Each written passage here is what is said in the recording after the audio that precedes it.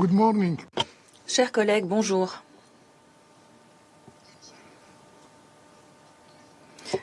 Pardonnez-moi mon retard.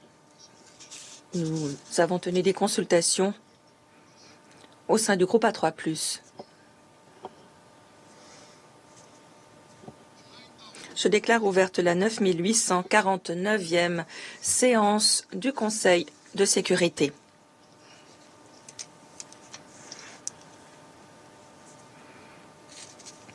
L'ordre du jour provisoire de la présente séance est le suivant. La situation concernant la République démocratique du Congo.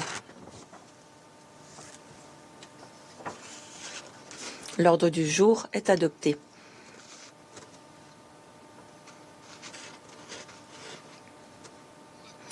Conformément à l'article 37 du règlement intérieur provisoire du Conseil, j'invite les représentants de l'Angola, du Burundi, de la République populaire démocratique du Congo, du Rwanda, de l'Afrique du Sud et de l'Uruguay à prendre part à cette séance. Il en est ainsi décidé.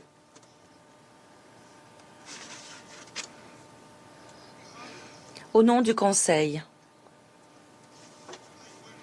je souhaite la bienvenue à son Excellence, Madame Thérèse Kayikwamba Wagner, ministre d'État, ministre des Affaires étrangères, de la coopération internationale et de la francophonie de la République populaire démocratique du Congo.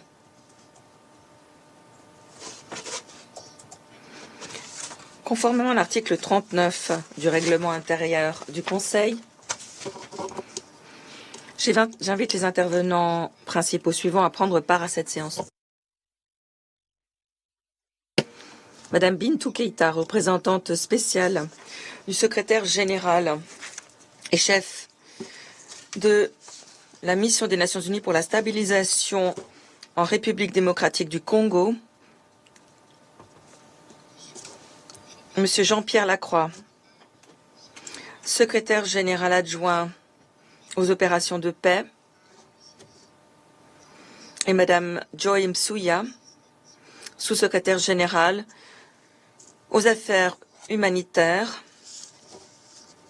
et coordonnatrice adjointe des secours d'urgence. Il en est ainsi décidé.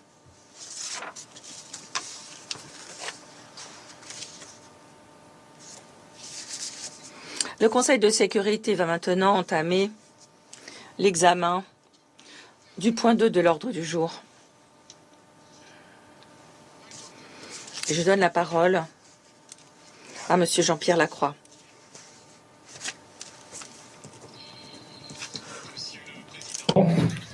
Distingués membres du Conseil de sécurité, Madame la ministre d'État, ministre des Affaires étrangères de la République démocratique du Congo, Monsieur le représentant permanent de la République du Rwanda et autres distingués ambassadeurs et représentants, je remercie le Conseil de sécurité de cette occasion d'intervenir sur la situation prévalant dans l'Est de la République démocratique du Congo.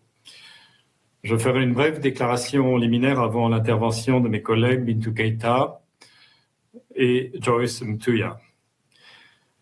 Comme cela a été discuté avec la présidence du Conseil de sécurité en raison d'engagements antérieurs dans le cadre d'une visite officielle en République arabe syrienne, je ne serai sans doute pas en mesure de participer à l'ensemble de la séance et je prie les membres du Conseil de sécurité et les autres participants à travers vous, Monsieur le Président, de m'en excuser. Monsieur le Président, la réunion d'aujourd'hui se tient dans un contexte de détérioration majeure de la situation à l'est de la République démocratique du Congo. Depuis le début de l'année, le M23 a lancé des opérations offensives de grande envergure dans l'est de la RDC avec l'appui des forces armées du Rwanda. Ces actions leur ont permis d'étendre leurs gains territoriaux de manière significative en l'espace de quelques semaines, tout en ouvrant un nouveau front dans le sud Kivu, d'où la MONUSCO s'est retirée le 30 juin 2024. Les Nations Unies sont profondément préoccupées par la reprise des hostilités qui a entraîné la prise de Saké, une localité stratégique située à quelques kilomètres de Goma, menaçant directement des millions de civils et les casques bleus déployés avec le mandat d'assurer leur protection physique. À cet égard, je me réfère à la déclaration du secrétaire général sur ce sujet qui vient d'être publiée et je me permets d'inviter les membres du Conseil et les autres participants à la consulter. Le 23 et 24 janvier, le M23 a tiré sur les positions de la MONUSCO et de la SAMI-DRC. Au cours des dernières 48 heures, 2 casques bleus de la MONUSCO appartenant au contingent sud-africain et un casque bleu uruguayen ont été tués dans l'accomplissement du mandat qui leur a été confié par ce Conseil. Je rappelle que ce mandat porte en particulier sur la protection des civils et le soutien à la lutte contre les groupes armés qui sévissent en RDC. 11 autres casques bleus ont été blessés et reçoivent des soins à l'hôpital des Nations Unies à Goma. Des soldats de la SAMI-DRC, la force de la SADC, à laquelle la MONUSCO apporte un soutien en vertu d'un mandat donné par ce Conseil, ont également été tués et blessés. Et il y a également de très nombreuses victimes civiles et des déplacements additionnels de populations importants dans un contexte humanitaire déjà extrêmement difficile. Je souhaite saisir cette opportunité pour exprimer, au nom du secrétaire général des Nations Unies, nos plus profondes condoléances aux familles des casques bleus décédés, ainsi qu'à leur gouvernement et au peuple sud-africain et uruguayen. Et je souhaite un prompt rétablissement aux blessés. J'exprime également mes condoléances au gouvernement des pays contributeurs de troupes de la SAMI-DRC et aux familles des victimes. Je rends hommage de tous les casques bleus de la MONUSCO dans l'accomplissement de leur mandat visant à protéger les civils et contrer la menace posée par les groupes armés. Et je saisis cette occasion pour rappeler que les attaques contre les casques bleus et le personnel civil des Nations Unies peuvent constituer des crimes de guerre. Mr. President, distinguished. Monsieur le Président, Mesdames et Messieurs les membres du Conseil, sachant que le sort de Goma et de ses millions d'habitants n'est pas encore déterminé, la MONUSCO s'est efforcée de s'acquitter de son mandat de protection des civils, bien souvent moyennant un coût important, tout en mettant tout en œuvre pour garantir la sûreté et la sécurité du personnel. À cet effet, ces positions ont été renforcées en coordination avec les FRDC et la SAMI-DRC afin d'empêcher que les M23 ne progressent encore vers Goma. Des mesures ont aussi été prises pour garantir le réapprovisionnement rapide des contingents de l'ONU basés dans les zones contrôlées par le M23, notamment Jiwanja, Kayambayanga et Kichanga. La mission a activé ces mesures d'urgence afin de faciliter les opérations Casevac et Medevac telles que prévues. Madame Bintou Keïta vous fournira davantage de détails sur les mesures prises par la mission pour s'acquitter des responsabilités qui lui incombent, tout en mettant tout en œuvre pour garantir la sûreté du personnel de l'ONU et de ses installations.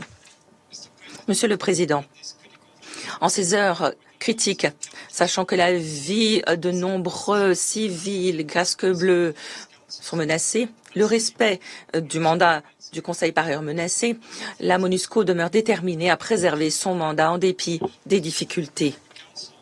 Le Conseil doit rendre hommage aux sacrifices consentis par les casques bleus qui ont sacrifié leur vie en poursuite de ce noble objectif, en sendant un message un peu plus clair au M23 et à ses soutiens, à savoir leurs agissements et la menace qui pèse sur la vie des civils et de l'ONU ne sera tolérée. Toutes les parties au conflit doivent respecter le droit international humanitaire.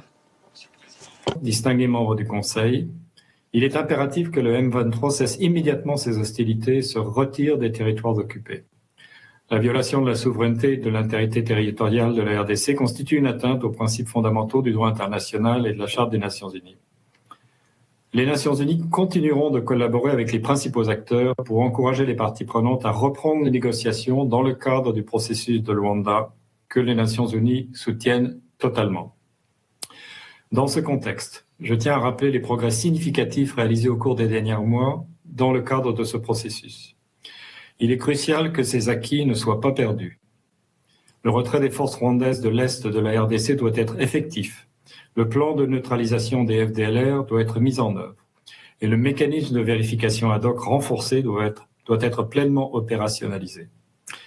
Les populations menacées par cette offensive du M23 et les pays contributeurs qui ont mis leurs soldats et leurs policiers à la disposition des Nations Unies pour assurer leur protection s'attendent à une réponse ferme de ce Conseil permettant de rétablir un environnement propice à la poursuite des efforts politiques visant à trouver une solution durable à la crise actuelle. Il est encore possible d'éviter le pire pourvu que ce Conseil agisse sans délai. Je vous remercie.